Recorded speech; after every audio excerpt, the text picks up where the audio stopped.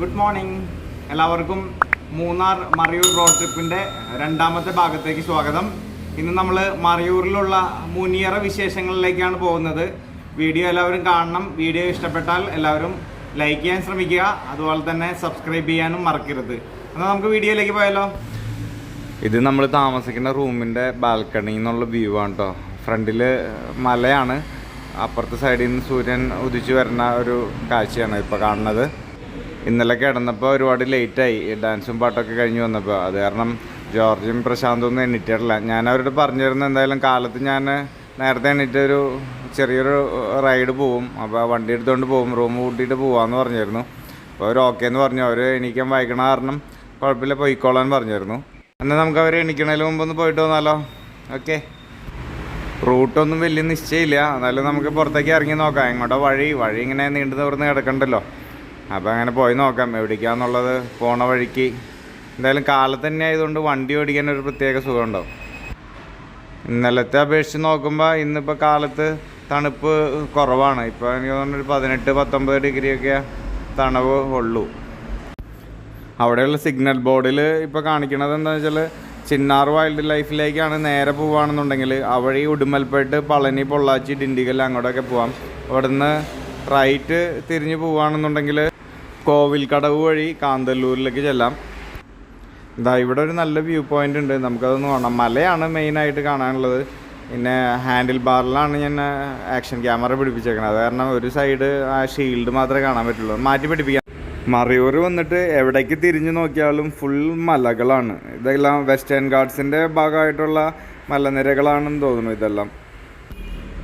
ഈ ഒരു ഫ്രെയിം കാണുമ്പോൾ നമുക്ക് പെട്ടെന്ന് ഓർമ്മ വരുന്നത് നമ്മുടെ DQൻ്റെ സിനിമയിലെ നമ്മുടെ നീലാകാശം, പച്ചക്കടൽ, ചുവന്ന ഭൂമി, അത് മൂന്ന് ഇതിലുണ്ട്. നല്ല രസമായിട്ടുള്ളൊരു വ്യൂ ആണ്. ചുറ്റും മലകളാണ്. മുകളിൽ നീലാകാശം, അടിയിൽ ചുവന്ന ഭൂമിയുണ്ട്, പിന്നെ കറുത്ത ടാറിട്ട റോഡും കൂടി ഉണ്ട്.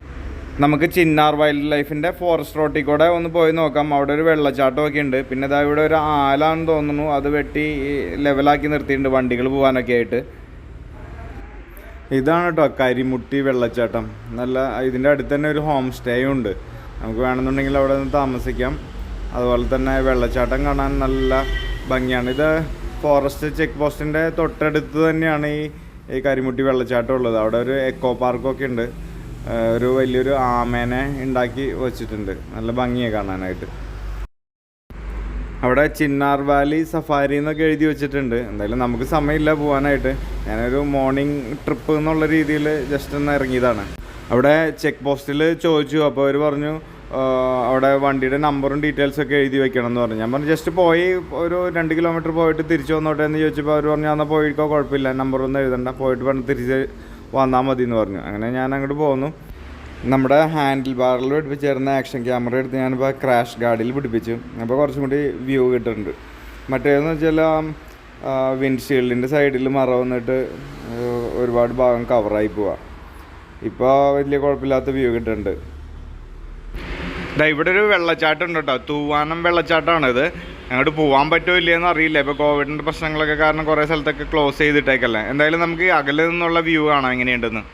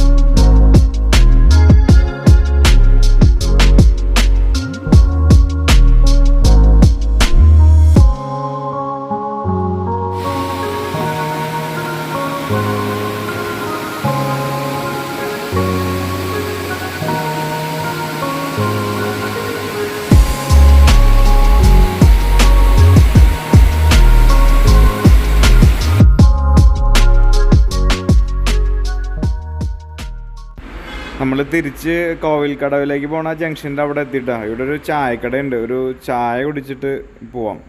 മെയിനായിട്ട് ചായ കുടിക്കാൻ വരുന്നതിൻ്റെ ഉദ്ദേശം ചായ ഒരെണ്ണം കുടിക്കാമെന്ന് മാത്രമല്ല, ഇവിടെയുള്ള ലൊക്കേഷൻസിൻ്റെ കാര്യങ്ങളൊക്കെ ഒന്ന് ചോദിച്ചറിയാം. അപ്പോൾ ഇവിടെയുള്ള ചെറിയ കടക്കാർക്ക് കറക്റ്റായിട്ട് പറഞ്ഞു തരാൻ പറ്റും ഏതൊക്കെയാണ് നല്ല ടൂറിസ്റ്റ് സ്പോട്ടുകൾ, അല്ലെന്നുണ്ടെങ്കിൽ എവിടെയൊക്കെയാണ് കാഴ്ചകൾ കാണാൻ പറ്റിയ സ്ഥലങ്ങൾ എന്നൊക്കെ. അപ്പോൾ അതൊക്കെ കൂടി ചോദിക്കാമെന്ന് വിചാരിച്ചിട്ടാണ് ഇവിടെ ചായ കുടിക്കാൻ കയറിയത്.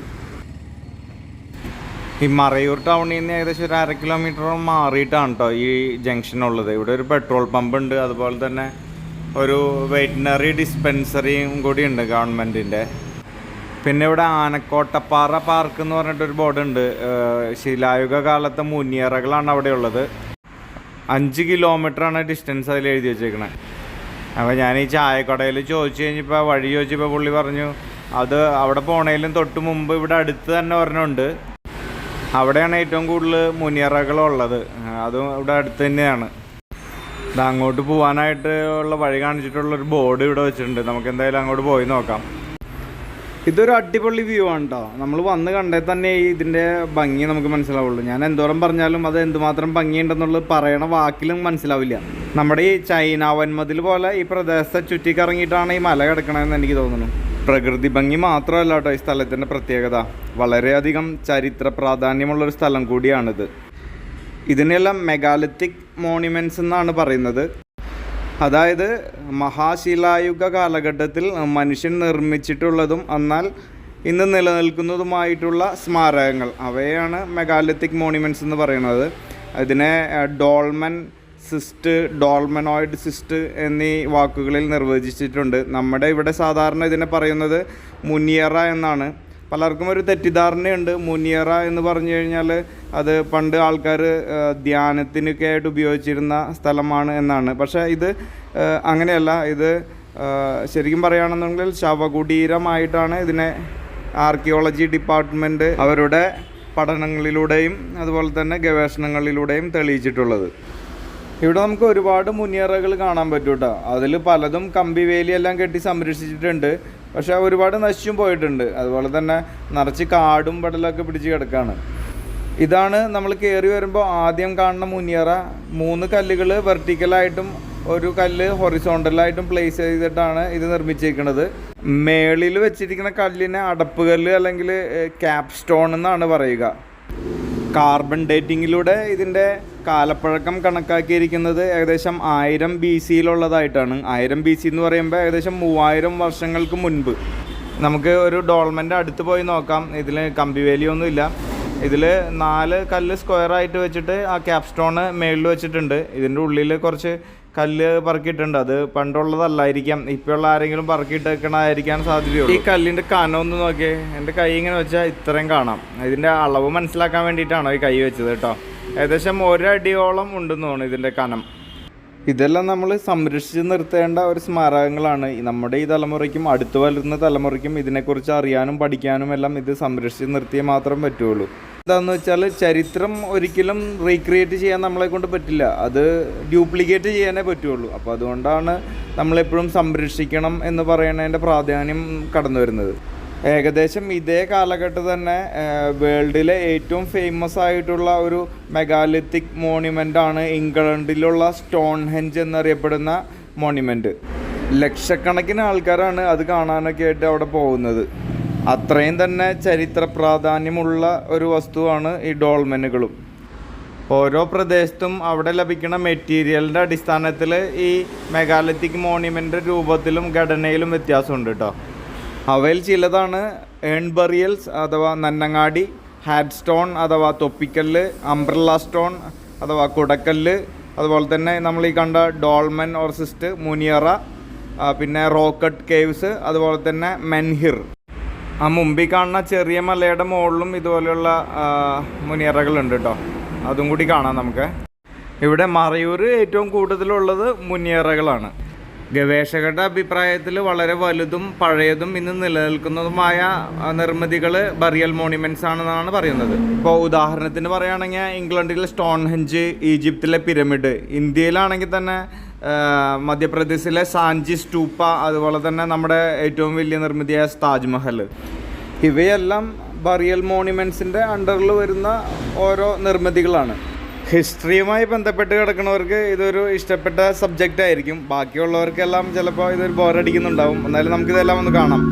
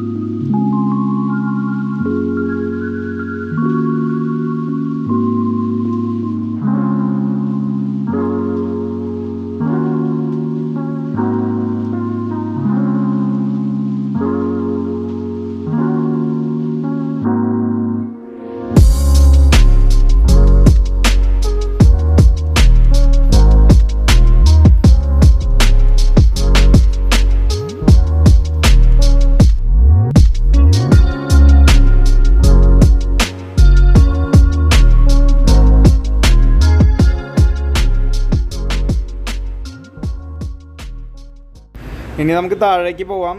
മറയൂർ ഗ്രാമപഞ്ചായത്തിൻ്റെ സംരക്ഷണത്തിലുള്ള ഈ സ്ഥലം മൗണ്ട് ഓഫ് സ്പിരിറ്റ് എന്നാണ് അറിയപ്പെടുന്നത്. ഇതാ ഇപ്പം പ്രശാന്ത് വിളിച്ചു, 9:30 ആയില്ലേ എവിടെയാണെന്ന് ചോദിച്ചിട്ട്. റൂം പൂട്ടിയിട്ടിട്ടല്ലേ പോകുന്നത്. അപ്പോൾ അവർക്ക് പുറത്തേക്ക് ഇറങ്ങാനോ ഭക്ഷണം കഴിക്കാനൊന്നും പറ്റിയിട്ടുണ്ടാവില്ല. അപ്പോൾ എന്തായാലും നമുക്ക് റൂമിൽ പോയിട്ട് ഭക്ഷണം കഴിച്ചിട്ട് അടുത്ത സ്ഥലത്തേക്ക് പോവാം കേട്ടോ. നമ്മളെത്തി. ഇവിടെ നമ്മൾ താമസിച്ചുകൊണ്ടിരുന്നായിരുന്നത്.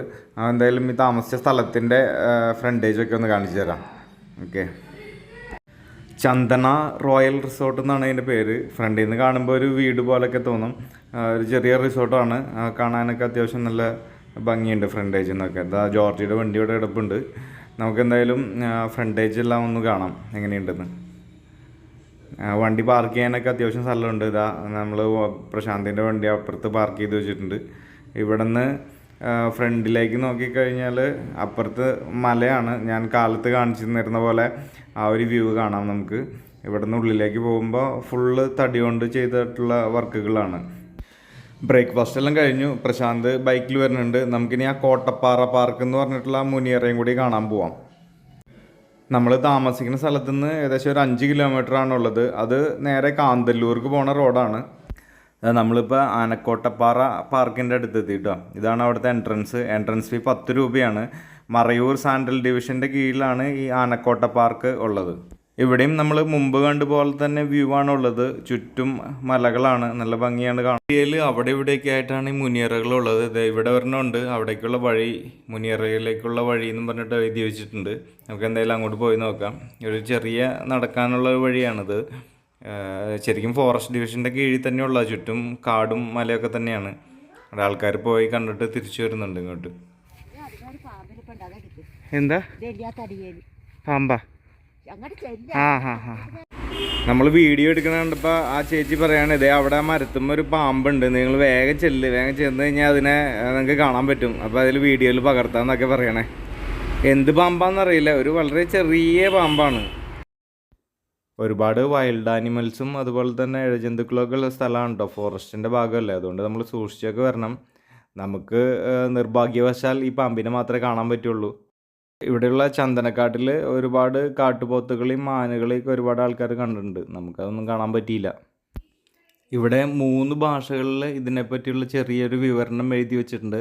ഇവിടെ എഴുതി വെച്ചാൽ ഇത് 3000 BC മുതൽ 14000 BCയിലെ ഇടയിൽ ഉണ്ടാക്കിയിട്ടുള്ള ശിലായുഗ നിർമ്മിതികളാണെന്നാണ്. അതായത് 3000 എന്ന് പറയുമ്പോൾ ഏകദേശം 5000 മുതൽ 16,000 വർഷങ്ങൾക്ക് മുമ്പുള്ള നിർമ്മിതികളാണ്. ഈ മുനിയറയ്ക്ക് നമ്മൾ മുമ്പ് കണ്ടിട്ടുള്ള മുനിയറകളിൽ നിന്ന് വ്യത്യസ്തമായിട്ട് ഒരു എൻട്രൻസ് ഒക്കെ ഉണ്ടാക്കിയിട്ടുണ്ട്. ചിലപ്പോൾ കാലാകാലങ്ങളായി ഉപയോഗിച്ച് വരുന്ന ആൾക്കാരുകൾ, ഓരോ തലമുറയിലുള്ള ആൾക്കാർ ഇതിന് ചേഞ്ചസ് വരുത്തിയതായിരിക്കാനും സാധ്യതയുണ്ട്.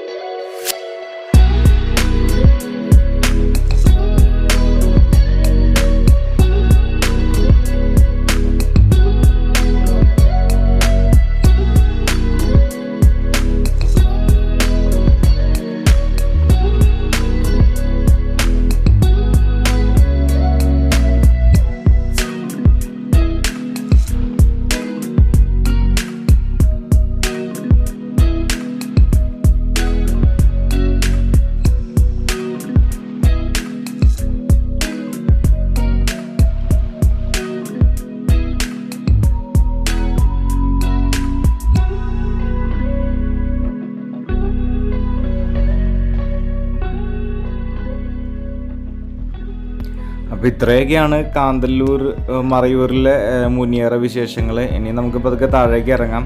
പ്രശാന്ത് വണ്ടിയെടുത്ത് മുമ്പിൽ പോകുന്നുണ്ട്.